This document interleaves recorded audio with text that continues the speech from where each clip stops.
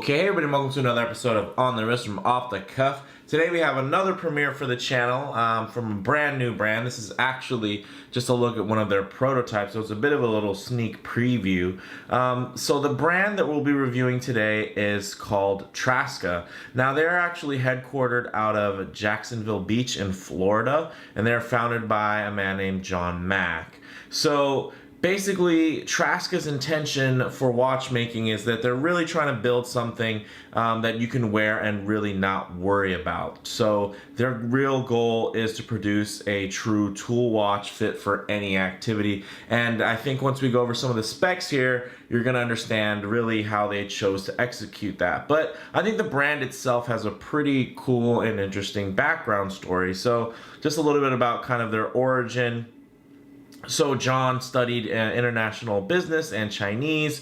He actually did spend a semester abroad and did go to China, and he basically learned that many lower tier Swiss brands actually were produced in China, and many of their components and whatnot. And as you guys all know, if you're a watch fan, that the Swiss made doesn't necessarily mean everything's made in Switzerland. It just means that the majority of the value of the watch was made in Switzerland and the final assembly was in Switzerland. So essentially that leaves a lot of open spaces when you consider the value of a lot of brands and their movements. So just a quick example of that is, you know, there's on tons of forums you'll find out that, you know, the bracelet of an Omega Planet Ocean is made in China. So it's not to say that there isn't high quality out there.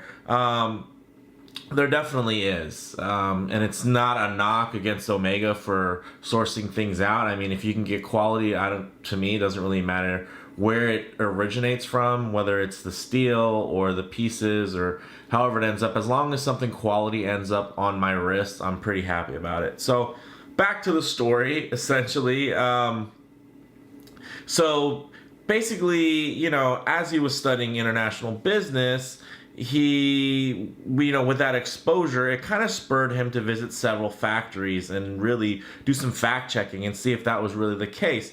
And sure enough, he saw that a bunch of big names on the assembly line. So that pretty much prompted John to turn his love for watches, Chinese, and international business into his first real endeavor, which turned out to be Traska watches. Now, after he graduated from university back in 2016, he's pretty much been working on site with a bunch of the factories in China to develop prototypes for this model, which is called the Freediver. So a little bit about dive watches in general. You know, when you're looking for a dive watch, key common characteristics and design language. Now you're going to be looking for something that, of course, has water resistance through some type of screw-down crown, something tough, legible, with a dive time bezel, and a diver's extension is also always nice. So this particular model, again, is their first model, and it's called the Freediver. So let's go ahead and get it in hand and take a closer look.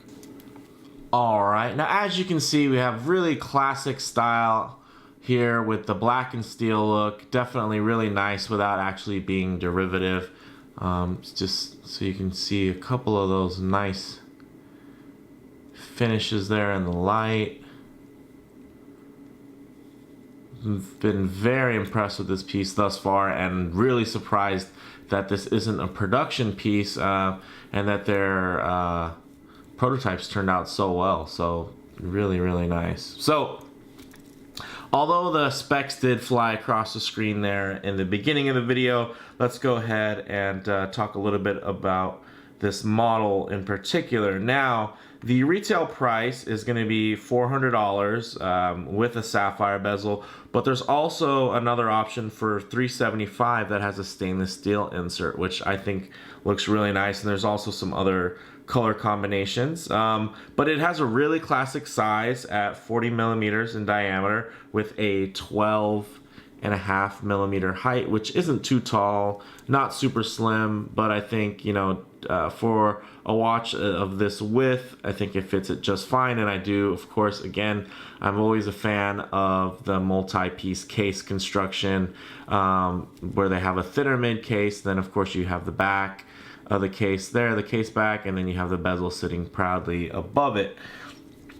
Versus some brands will try to integrate everything and make it seem like just kind of a big side slab. I think this is definitely helps with visual interest and also wearability in that, you know, there is going to be a bit of a taper off there at the bottom, which is going to offer you a little bit more wrist flex. So this is of course made out of 316L stainless steel, but one of the nice things that it has about it, if you haven't noticed, it actually has a bit of a hue to it, a bit of a darker tint, reminiscent of the coatings that you'll find on a lot of different Seiko models. This particular watch actually has a scratch resistant hard coating on it, which is really nice, and it even surprisingly enough, it even plays really well off of these fine chamfers here. So if this isn't going to be your typical stainless steel, it's not going to be quite as bright. It's going to actually have a little bit of a darker hue to it, but I think it actually plays well for the watch, and it almost gives it kind of a not quite as dark as titanium look, but it does just add a little bit of dimension to the watch that you just don't get you know, in this price range, because I mean, even Seikos that have the hardening coats on them honestly are normally in the $600 and $700, $800 and above range. So really nice to see a watch with a full bracelet, hard coated, which I think is a really great touch. Now, as far as the crystal goes, as you can see, it's a really nice double dome. So that means it's domed on the top of the crystal and then also domed underneath, so that when you're looking at it, you get great legibility. There's not going to be a bunch of distortion or anything like that. Really, really nice. Now the crown is screw down because this is a, you know, it's called the Freediver, and it actually only has 100 meters of water resistance. I know a lot of you are going to be a little bit turned off by that. I think because it does have a functional screw down crown, that actually to me it makes it less of an issue. If it was my preference, I would prefer that it would be at least 150 meters water resistance, but these are actually tested, so it's definitely one of those things. They actually wanted to cut down on the thickness of the watch itself, so I can understand that, and I think aesthetically, you know, it's not going to make a huge difference, especially when most of these watches are desk divers. But if it was up to me, of course, I would prefer 200 meters water resistance, or, you know, at least 150. But with a screw down crown, I think it does help as far as comfort goes with, you know, jumping in a pool with this, getting it submerged underwater. With a screw down crown, it definitely is going to help, you know, with your sense of security there. It's not like there's a lot of watches now, you know, that will boast 100 meters water resistance, but you can't even shower with them. So I think this is definitely one of the cases where you can see that it's 100 meters water resistance, and you can actually trust that it would be water resistant. You know, and honestly, most people aren't going to dive more than 40 meters for anything recreational anyway. So I think that's, you know, pretty much suiting the style and the use case of what they were looking for. So one of the nice features that I think that stands out, of course, on this piece, especially in this price range at only $400, is that it has that really nice sapphire bezel insert, and this bezel is 120 clicks.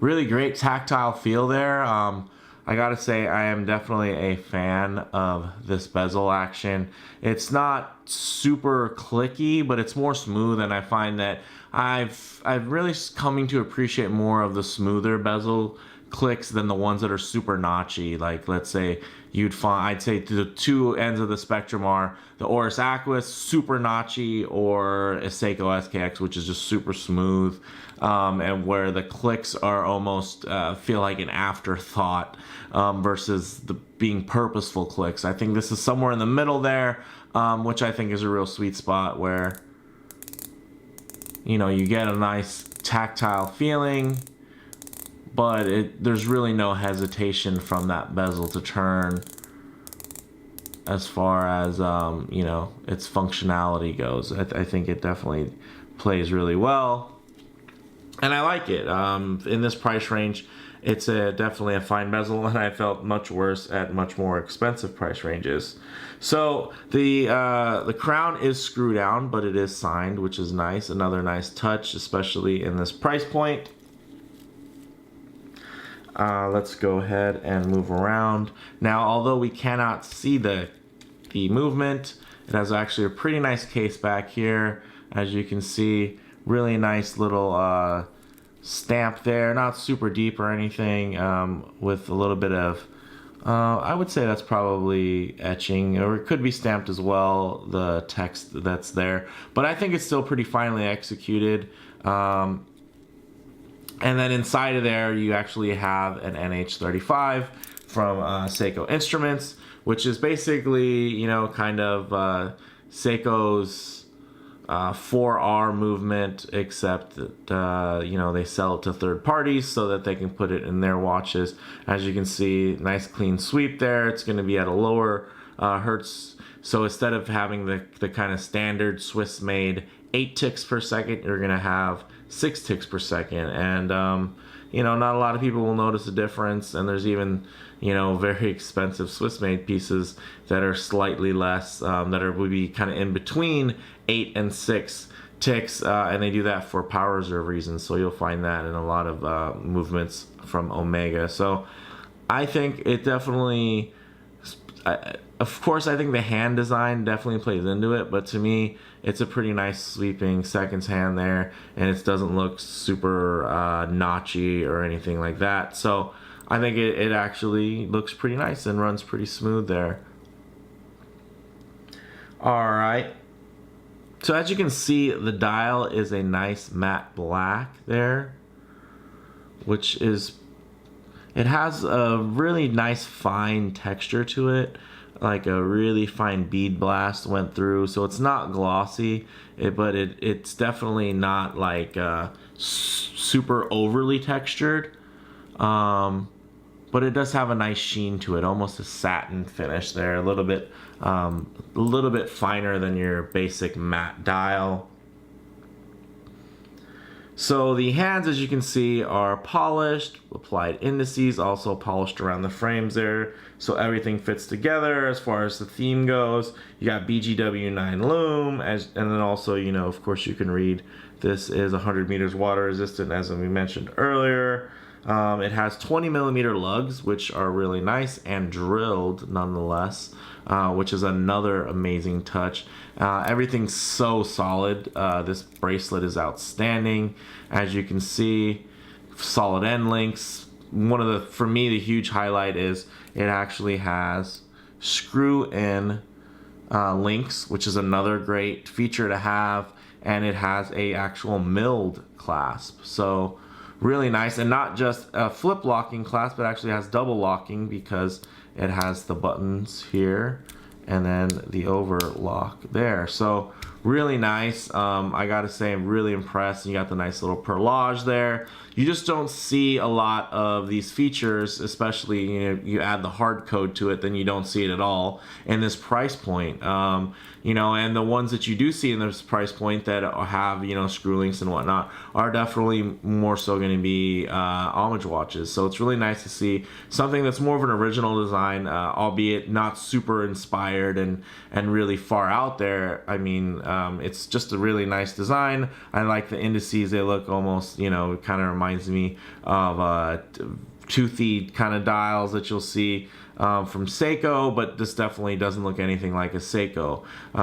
So and then you have that chapter ring as well. So I mean, if you were trying to get a comparable Seiko, you know, with this type of movement, you wouldn't get any of these features, especially in this price range. You wouldn't get these features in, you know, $1,000 Seiko diver. So I think that's really nice to see here, and I'm just really impressed with it thus far. So let's go ahead and get this on the wrist. Okay, so as you can see on the wrist, this thing really just wears super nice. I mean, it's right there in that sweet spot. 40 millimeters, not too tall. I mean, obviously wears like a tool watch, feels like a tool watch. And I think you can kind of tell now too that that metal with the coating, it definitely does have a darker tint to it. Nothing crazy, but it's just not going to be as bright as, you know, your typical stainless steel. Wears really well. As you can see, drapes, you know, pretty nicely around the wrist there. I'm really, really liking these beautiful chamfers. They even have them on the inner portions of the lugs there, as you can see. Catches the light great. And then you have just a lot of character lines on this case that you don't see on other divers, which is nice. It's, you know, they didn't just take the easy route. I mean, obviously this is going to be more vintage inspired because it doesn't have crown guards, but it doesn't look like, you know, any other watch. I mean, I think, oh, it has a bezel on it, you know, I guess you could say that it looks like any other diver, but it doesn't specifically look like anything that's out there right now. Anyway, so I think it actually has a really clean look, although maybe, you know, it's going to be a little bit more plain. It's not going to offend anybody either. So, and then even up close, I think even, you know, of course wristies always look super, they make the watch look super huge up close, but I think even up close, you know, in a mid-range there, it still fits really well and looks, you know, really nice and proportionate on the wrist. So this is nice because, you know, another thing that comes with, of course, keeping with the size limitations by not adding extra water resistance that they didn't really feel was necessary, is, you know, they're able to keep this a little bit more trim and keep it a watch that you can go be active with, and you're not going to, you know, have any worries about it on your wrist because it's not some big huge thing that's going to throw your game off, right? This is going to go right along with you. And I think oh, and also, if I didn't mention, it does have a really nicely tapering bracelet. I'm really super impressed though with this clasp. That's probably for me the standout feature.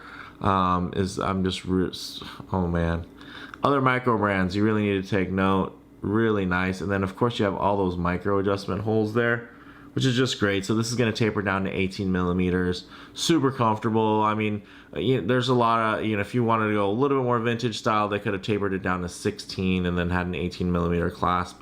But, you know, no complaints here. I think this thing is just gorgeous. I mean, look at that clasp. I mean, I guess hopefully, I don't know if they're going to change this for the production model, but I would think it'd be really nice to kind of carry out with those high polished chamfers as well, right here on the clasp, the same way we have them right here on the case, which is just gorgeous. It's really nice to see more and more micro brands stepping their game up when it comes to case finishing. I think they understand that it's a very competitive market, and it takes a little bit to stand out, and this is one of those things where you can pretty much get instant street cred. Look at the way the light hits those chamfers, just by doing the right things there. So let's go ahead and get a couple of loom shots as well. Alright, let's go ahead and hit the lights. So as you can see, that BGW9 loom does look very nice on the face and hands of the watch, but it's going to be a little bit more faded on the outer ring there, because underneath, you know, it's just printed on underneath the sapphire. So I'm hoping that with the production models, they'll step their game up a little bit there and get that just a bit more legible. Of course, you know, not every, you know, there's plenty of watches out there that don't have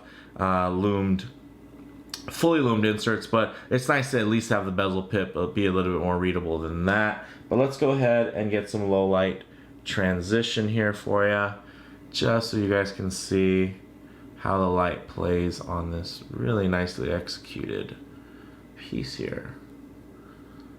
So as you guys know, my hot studio lights definitely do a great job of simulating, you know, outdoor direct sunlight, but you know, you're not always going to spend all your time out at the beach or at a bright park. on a sunny day. Sometimes you're going to be going in and out of the building, in and out of your car. So I think it's just really nice to take a look at how the watch looks like in some of these less than perfect lighting conditions. So, and I think, as you can see here, I mean, look at that. That is just a gorgeous piece. It's not super offensive at all with its design. So, I mean, those of you that are looking for some big, crazy, chunky man candy, you might not be too happy. But those of you that are looking for something a little bit more subtle, more sedate, I think this could definitely be something that's right up your alley.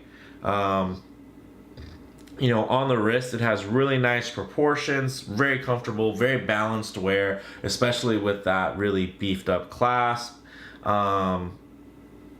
You know, the hard coating does add that really nice kind of dark tint to it, which just adds a little bit of visual interest as well. You know, there's also some awesome model variants. You basically have a couple different options. There's 2 bezel styles. You know, you can get stainless steel or the sapphire you see here, or you can also do a stainless steel case or a blacked out case. So there's definitely some options that are there. There's not a huge amount of variances. I think they're keeping it very simple with what they're bringing, but what they're bringing is pretty attractive. So I'm really hoping to have the full review when they actually have some production models ready. But I did want to give you guys a little sneak peek at this brand because honestly they really caught my eye.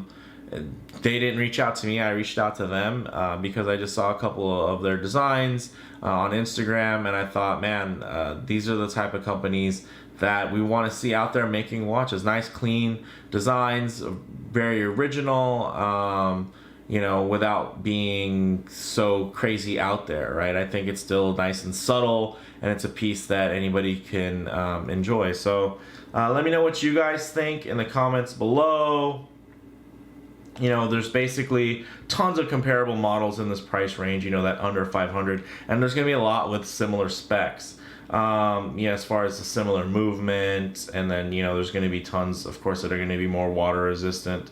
But you're not going to really find much in the way of having anything that's hard coated. Even the bracelet's hard coated. So, I mean, as far as like an everyday watch goes, maybe you want to pick this up with a stainless steel bezel and wear it more like an everyday watch, because from that perspective, you know, 100 meters is actually really great for an everyday watch. Maybe not for a dedicated dive watch, but, you know, realistically speaking, this was going to be totally fine for any type of recreational dive.